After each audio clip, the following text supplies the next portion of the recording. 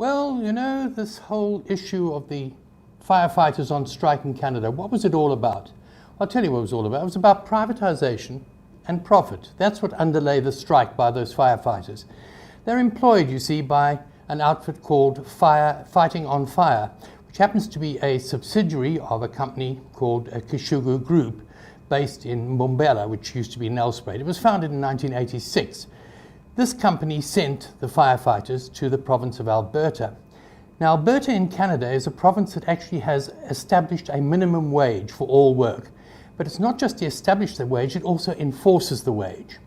And that minimum wage is $11.20 an hour. And when our firefighters went on strike, they were backed not just by the local trade unionists, the local firefighters, but also by Rachel Notley, who is the Prime Minister of Alberta. Not surprisingly, because she is a member of the New Democratic Party, which is the sort of left-leaning Labour Party of Canada. But what this has actually done, the whole incident, what it's done, it's highlighted the problem that exists with the expanded public works program initiated by the government. Finally, unions such as the South African Municipal Workers Union have woken up to the fact that this is what they call a backdoor to privatization.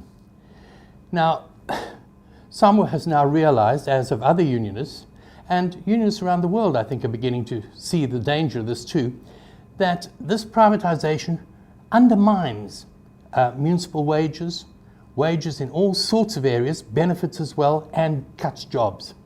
For example, here, the latest statistics reveal that more than 40,000 permanent job vacancies exist within the municipal sector. Now, these jobs have been negotiated through bargaining councils, etc., at 6,400 Rand a month, which is a decent living wage by our standards here. But of those 40,000 jobs, many of them are still being done, but they're being done by EPWP, Expanded Public Works Program recruits. And they're paid, what, between 50 and 70 Rand a day, which is a lot cheaper, let's face facts.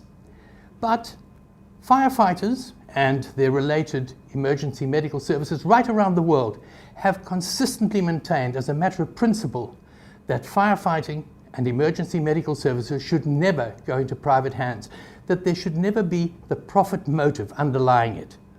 Profit should not be the priority. The sole priority should be the safety and preservation of life, property, flora and fauna. Now, the men and women in these services demand only to be able to live, work and retire with dignity, and that means decent working conditions, decent wages. These are vital services that should not be privatized, and that is the issue underlying this entire thing.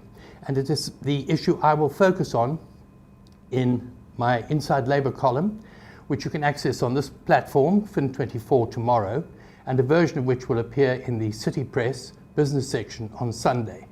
There's plenty there for you to comment on, plenty of areas for you to criticize perhaps, or to come up with other solutions. Do you agree that such services should never be based on profit and fall into private hands? Well, it's over to you. Comments as per usual to editor@fin24.com. That's editor@fin24.com. And for this week, that's all from me. Cheers.